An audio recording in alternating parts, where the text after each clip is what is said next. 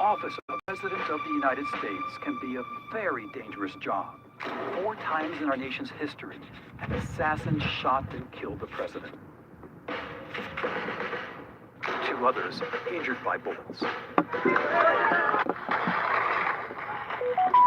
Other plots failed. Guns misfired or bullets missed. Bombs malfunctioned. In nearly all those cases, we know conclusively what happened. The culprit caught and prosecuted. All those cases, except one. There were 3 loud, reverberating explosions. Suddenly, the Secret Service men sprang into action. The convertible bearing the President and Mrs. Kennedy sped away.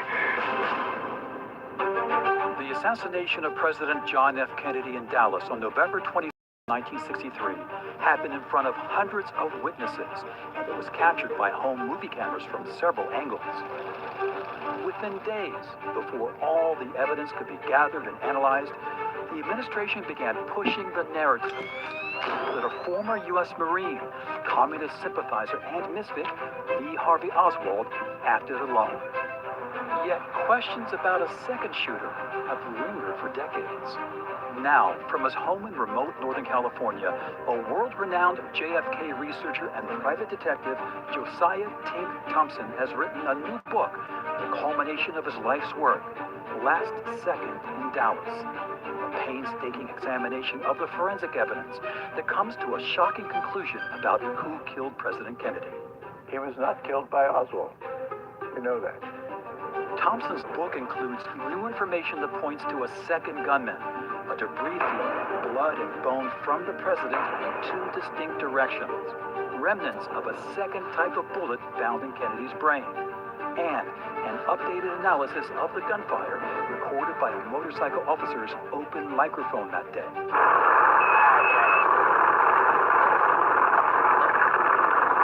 It may be too late for justice in this case, but it's never too late for the truth. We need the truth. We have returned to the site of the assassination, Dealey Plaza, and spoken to experts. They made a concerted effort to dupe the world. Historians.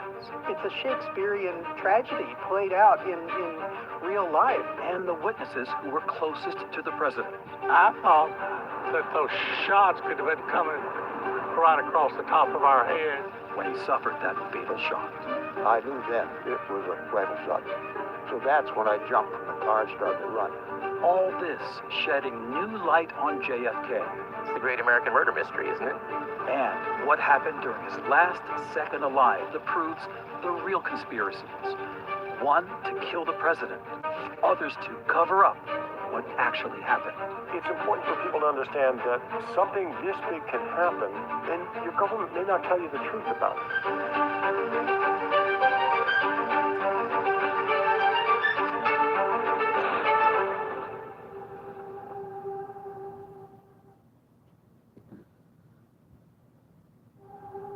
We observe today not a victory of party, but a celebration of freedom.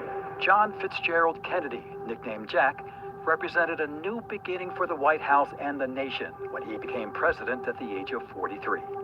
He was the youngest man ever elected to the office and also the first president born in the 20th century.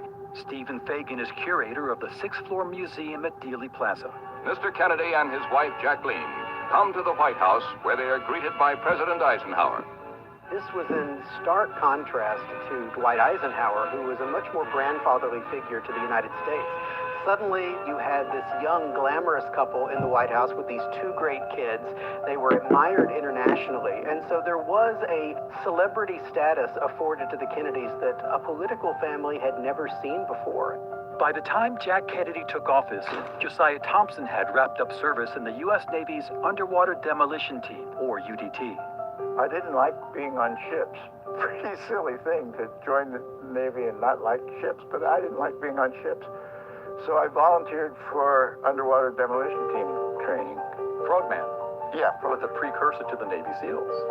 Absolutely right. The SEAL Team 2 was made up of cadres from UDT 21, which was my unit. After missions in the Middle East, Thompson left the Navy, attended Yale University as a graduate student, and taught in the philosophy department. He watched JFK weather several crises. Cracked down on organized crime, appointing his brother, Robert F. Kennedy, as Attorney General. The Bay of Pigs, when American-trained Cuban exiles tried to overthrow Fidel Castro but failed. The clashes of the burgeoning civil rights movement. The Cold War and the Cuban Missile Crisis, when an American U-2 spy plane photographed Russian missiles being assembled just 100 miles from the Florida coast. That was an enormously dangerous time for the whole country, for the whole world, as a matter of fact. The readers on both sides have been well terrified by what almost happened. Here comes the big jet in. Nearing the end of a tumultuous first term, the president traveled to Dallas for what many consider to be the beginning of his re-election campaign. You see the crowd pushing in from the side of the street. You see people hanging out of the windows. He's riding in a limo that doesn't have a scrap of armor on it. The bubble isn't on there, but of course the bubble wasn't bulletproof or bullet resistant. Looking back, there were very few precautions in terms of protecting him from those crowds. I think that's true. I don't think a president will ever travel as unprotected as Kennedy did that day in Dallas. Secret Service right along with the president, of course. At that time, there were 200 Secret Service agents nationwide, and only about 34 that protected President Kennedy on a full-time basis. By comparison, today we have 3,200 Secret Service agents. In other words, the Secret Service has grown 16 times since the day of the Kennedy assassination. So you have to take that into consideration. They simply did not have the manpower to effectively guard every rooftop, every window. What was your assignment that day? Were you actually assigned to the First Lady or to the President, or? I was assigned to Mrs. Kennedy. You're the primary agent responsible for her safety, so you were right with her the entire time? All the time. I was always on her side or right behind her, as near as I could be. Secret Service agent Clint Hill served under 5 presidents. During the Dallas motorcade, he stood on the running board outside the driver's door on the Secret Service car right behind the limousine carrying President Kennedy, the First Lady, Texas Governor John Conley, and his wife Nellie. Down Main Street, right on Houston, left on Elm, past the Texas School Book Depository. I was looking around, looking at the crowd on the left, and ahead of us was a overpass. And I could see nothing wrong, and then I heard this explosive noise over my right shoulder. So I started to turn toward it to see if I could identify it, because it didn't really sound like a rifle shot. It sounded more like a firecracker or something. There was some echo because of the buildings around there. But when I started to turn to my right to get to the point where I could see what it was, my vision crossed the back of the president's car. And then all of a sudden he grabbed at his throat and he started to fall to his left. I knew then it was a rifle shot. So that's when I jumped from the car and started to run. The scene, captured by Abraham Zapruder, owner of a dress manufacturing business near Dealey Plaza. He left work and walked across the street with his Bell & Howell 8mm home movie camera to see the presidential motorcade. It was of a new and very excellent design at the time. Zapruder couldn't have chosen a better vantage point, high up on this pedestal, and when the limo got to the closest point, the fatal shot rang out. And I got to almost to the president's car when I heard another shot, and I felt that one. I saw the reaction. It hit the president in the head, and it was blood matter, brain matter, bone fragments, all came out of that wound, got all over the back of the car, and all over me, and all over Mrs. Kennedy, because she at that point had gotten up on the back of the trunk, trying to grasp some of the material that came out of the president's head, which she was able to do. So I got up on top of the president's car, and I grabbed her and put her in the back seat. When I did that, his body fell farther to the left with his head in her lap. The right side of his face was up. I could see the hole in the skull, and in that hole, there was no brain matter left. There was nothing there. It was just a vacuum. I thought, this is a fatal shot. So I turned to the follow-up car, and I gave him a thumbs down. The motorcade sped toward Parkland Hospital 3 miles away. On arrival, the president still had a pulse, but 20 minutes later, doctors pronounced him dead. Good afternoon, ladies and gentlemen. You'll excuse the fact that I'm out of breath, but about 10 or 15 minutes ago, a tragic thing, from all indications at this point, has happened in the city of Dallas. Governor Conley had also been shot, but would recover from his injuries. His wife appeared before the cameras later that day, revealing the last words she spoke to President Kennedy just before the gunfire. I just had such a good feeling about the way they had received him in this city. I had just turned around and said to him, "You can't say Dallas doesn't love you, Mr. President." That was it. As the news spread and the nation reeled, the hunt began for a killer. Some witnesses pointed toward a rise in Dealey Plaza next to the motorcade route, the grassy knoll, and rushed there, along with police from the motorcade. Other witnesses saw a rifle fire from the Texas School Book Depository building. An officer actually had 24-year-old Lee Harvey Oswald at gunpoint just after the assassination, but let him go. Lee Harvey Oswald is first seen about 90 seconds after the last shot is fired. He's seen in the lunchroom on the second floor of the School Book Depository. A Dallas police motorcycle officer named Marion Baker dropped his motorcycle, rushed in the building, got a hold of the building's manager, Roy Truly. They go up through the building. They find Oswald. Why didn't he arrest him then? Because the manager of the place told us that he was an employee. He said, "He's all right, he's an employee." So Baker holsters his weapon and they go on up the stairs. Oswald buys a coat from the coat machine and ostensibly walks out the front door of the building before it's sealed off by investigators. Dallas police found a sniper's nest on the 6th floor, boxes stacked near an open window overlooking the motorcade route, and 3 spent shell casings. On the other side of the same floor, stashed between boxes, they found this Italian bolt-action military rifle that Oswald had purchased mail order for 1995. After leaving the book depository, Oswald went to his boarding house, retrieved a jacket and handgun, and a few blocks away, encountered Dallas police officer J.D. Tippit. Next thing you know, that officer was shot and killed. Then there was a movie theater near there where that happened, and the gal who was selling tickets noticed this guy run and go in rapidly and never didn't buy a ticket. And so she called the police. And as I approached him about 1 foot from him, he jumped out of his seat and held his hands up and says, "This is it." And he hit me in the face with his fist, blooding my nose, and I immediately grabbed him, and he went for his gun that was in his waist. Oswald tries to shoot a police officer inside the theater, actually pulls the trigger. The officer puts his hand down on top of the weapon to stop the firing pin, and they scuffle with Oswald. He gets cut above his eye. He's under arrest. There is a very quick film of the movement of Oswald out of the theater. A policeman hit me. He goes to Dallas Police Headquarters. It's not until he's there at Dallas Police Headquarters that the police determine he's the missing employee from the Texas School Book Depository. During that weekend, Dallas police took the extraordinary step of parading Oswald before the cameras, trying to satisfy the crush of reporters. Did you kill the president? No, I've not been charged with that. In fact, nobody has said that to me yet. The first thing I heard about it was when the newspaper reporters in the hall asked me that question.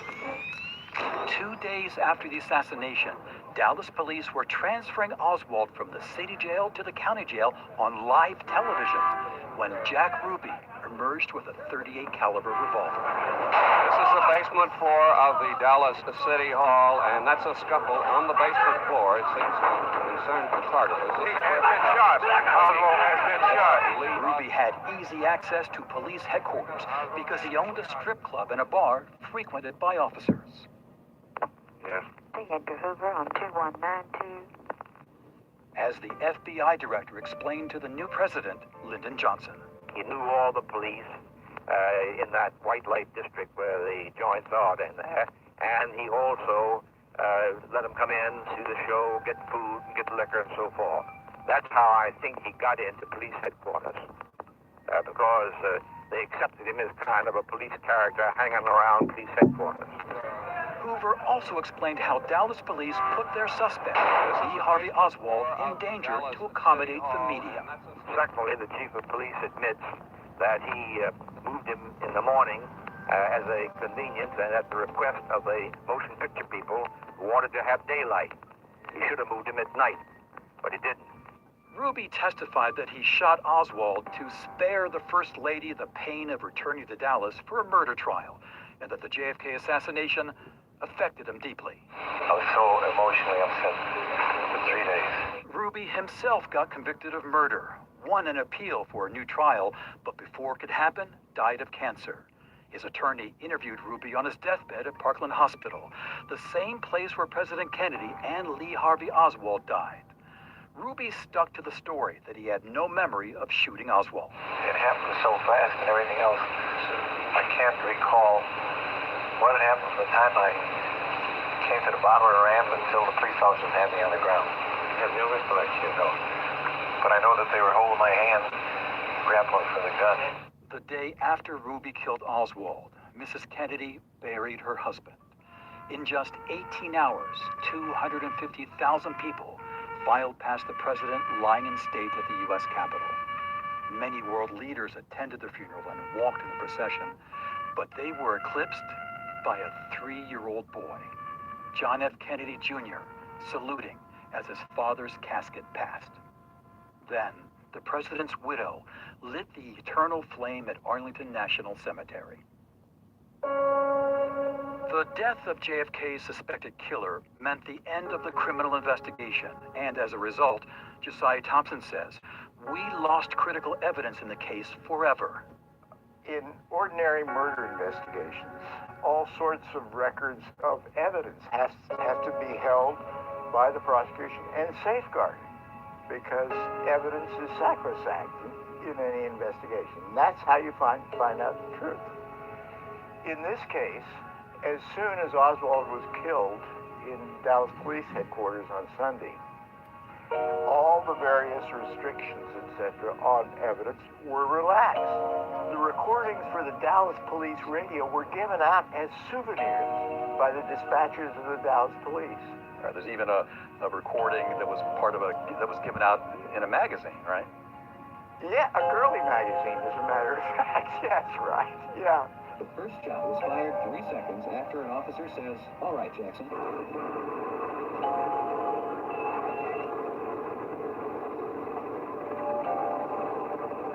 A recording of the assassination captured by a stuck microphone on a Dallas police motorcycle. That will play an important role in our understanding decades later of what really happened in Dealey Plaza.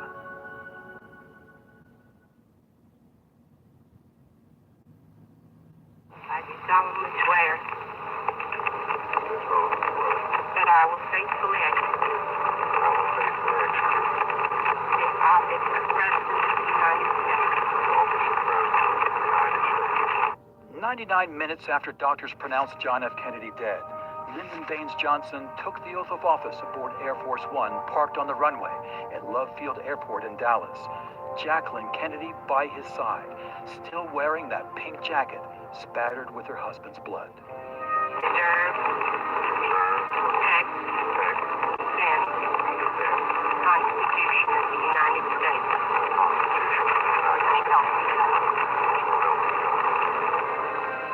His first presidential order to the flight crew. Now let's get airborne. Johnson almost immediately, according to his advisors and Secret Service agents, almost immediately he suspected there could be some type of conspiracy. That was why he wanted to immediately leave Dallas and get back to Washington, because he thought this could be part of a larger plot. But President Johnson did not discuss his personal beliefs in public, even when information surfaced that Lee Harvey Oswald lived in the Soviet Union for 3 years, had a Russian wife, and that he visited the Russian and Cuban embassies in Mexico less than 2 months before the JFK assassination. In fact, according to this internal CIA memo, Oswald met with the head of the Russian embassy, Valery Kostakov, who also served in the KGB's 13th department, responsible for sabotage and assassination. Imagine if Lyndon